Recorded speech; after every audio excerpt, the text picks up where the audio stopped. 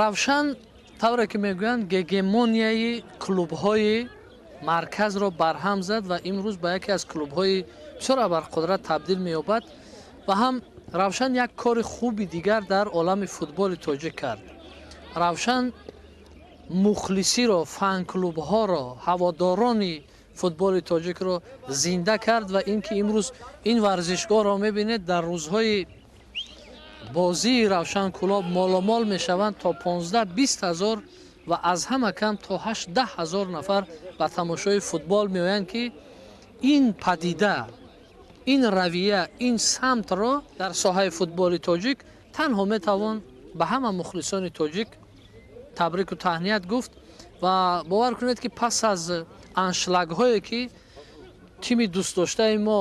Помири Душанбе дар солҳои шӯравӣ мекард, ин гуна аншлаг дигар дида намешуд ва агар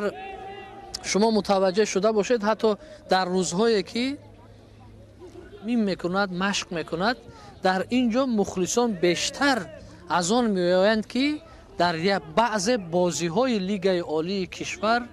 ҷамъ мешаванд. ҳамаи ин падидаро ба мухлисони равшан, ба мухлисони футболи тоҷик